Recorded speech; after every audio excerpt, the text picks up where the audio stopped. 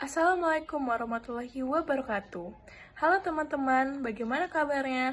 Kami dari kelompok 2 ingin menyampaikan materi mengenai struktur dan perkembangan pada tumbuhan. Sebelum kami memaparkan materi kami, izinkan saya untuk memperkenalkan anggota kelompok kami terlebih dahulu.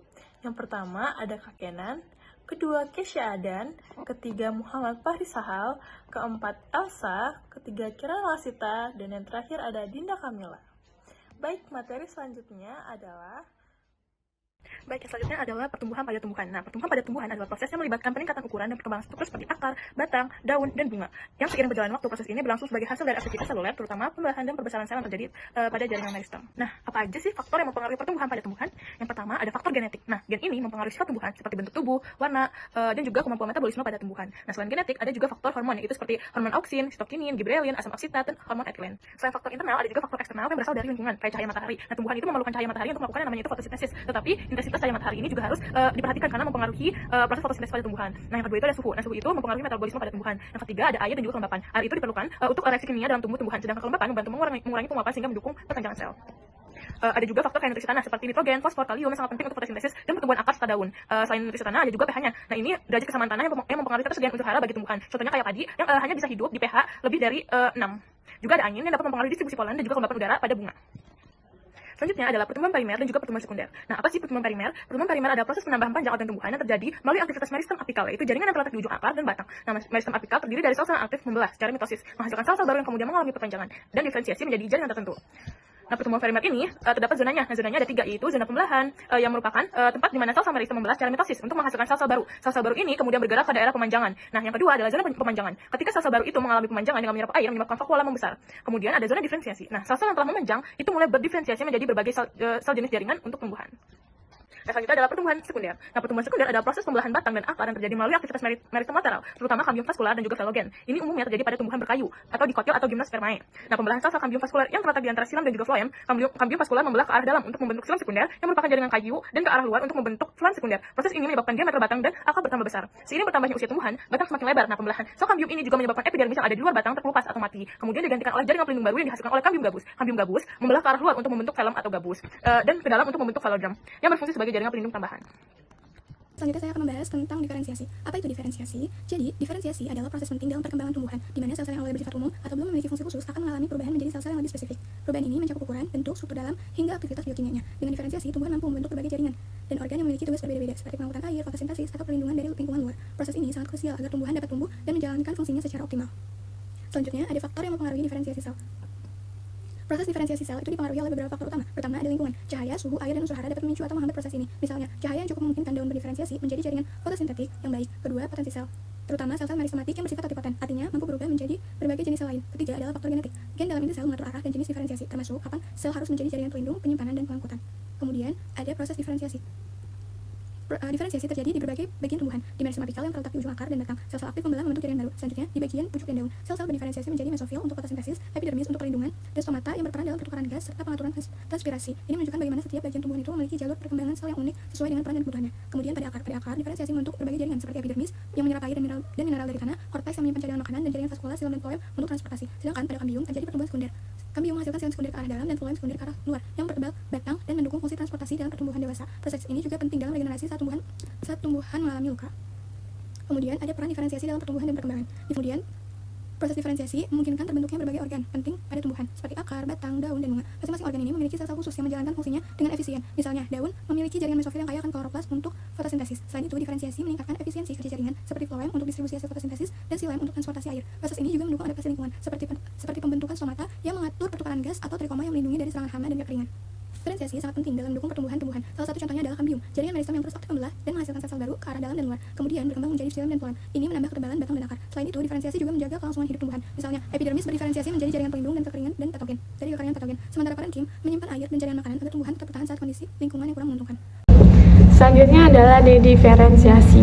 Dediferensiasi merupakan kemampuan sel dewasa, yaitu sel yang sudah memiliki fungsi khusus tertentu, dapat berubah kembali menjadi sel muda atau sel meristematik, yang mana sel ini dapat membelah dan berkembang menjadi berbagai jenis sel. Hal ini menunjukkan bahwa ketika tumbuhan sudah terdiferensiasi, tidak sepenuhnya kehilangan kemampuan perkembangan selulernya. Proses dediferensiasi ini sangat penting dalam penyembuhan luka. Bagaimana sih mekanismenya? Ketika terdapat bagian tumbuhan yang luka, maka tumbuhan akan mengirimkan sinyal pada hormon. Nah, hormon yang berperan dalam penyembuhan luka adalah hormon auksin dan hormon sitokinin. Hormon ini akan mengaktifkan kembali sel dewasa untuk dapat membelah. Ketika sel-sel sudah membelah, maka akan terbentuk kalus. Kalus merupakan gumpalan sel yang belum memiliki fungsi tertentu.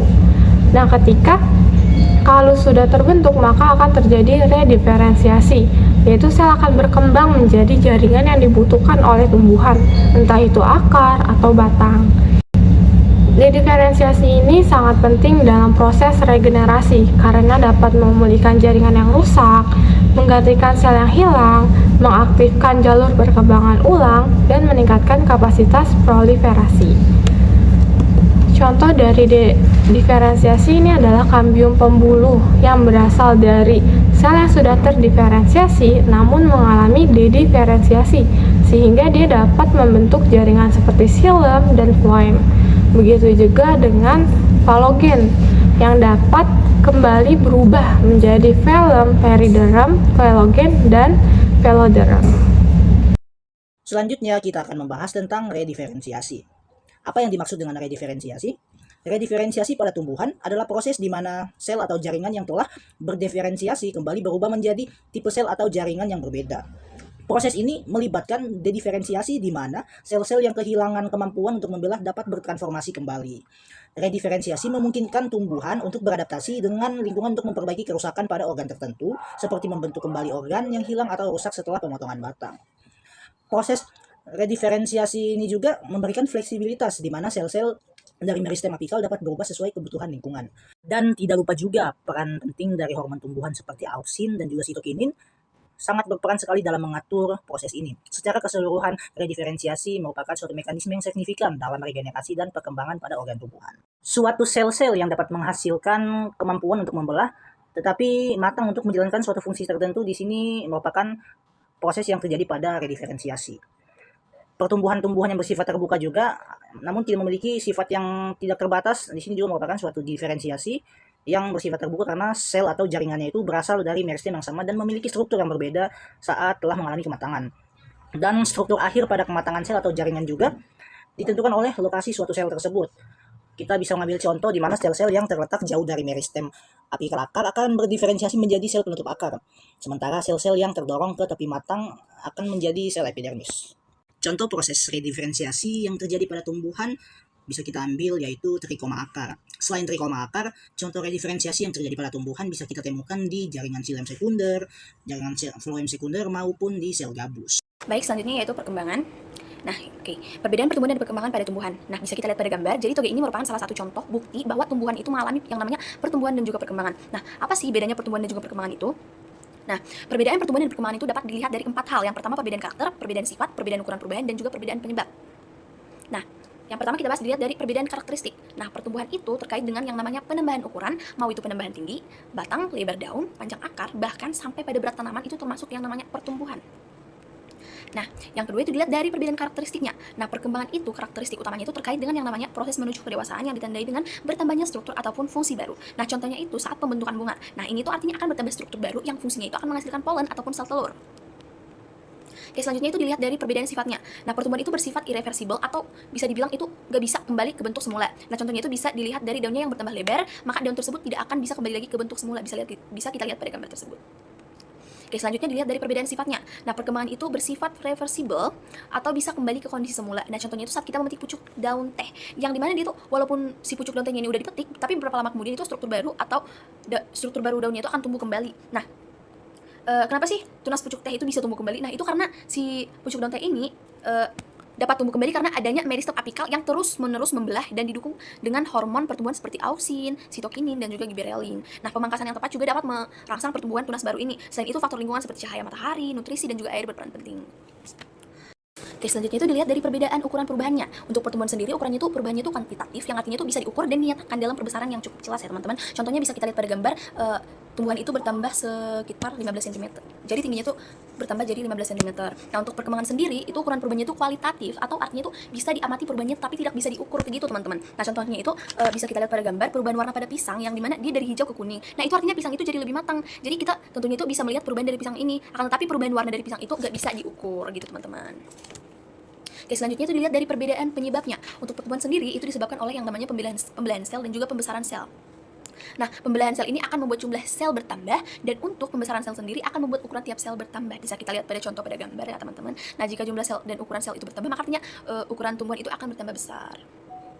Oke, selanjutnya itu dilihat dari perbedaan penyebabnya. Untuk perkembangan sendiri, penyebab perkembangan itu adalah adanya diferensiasi sel. Nah, diferensiasi ini merupakan proses yang menyebabkan suatu sel itu bisa mempunyai suatu struktur dan fungsi yang berbeda-beda. Contohnya bisa kita lihat pada diferensiasi sel meristem pada tumbuhan. Nah, ini bisa kita lihat pada gambar. Jadi sel meristem tumbuhan itu awalnya cuma bisa membelah dan tidak memiliki fungsi, tetapi setelah dia berdiferensiasi akan berubah menjadi sel mesofil yang memiliki fungsi yang lebih spesifik. Oke, di sini saya akan menjelaskan tahap perkembangan tumbuhan. Apa sih itu perkembangan? Perkembangan tumbuhan terdiri dari beberapa tahapan yang mencakup proses pertumbuhan dan perkembangan yang dimulai dari biji hingga tumbuhan dewasa. Di sini ada beberapa tahapan perkembangan tumbuhan, yaitu seperti germination atau percambahan, yang kedua tahap vegetatif, yang ketiga ada tahap generatif.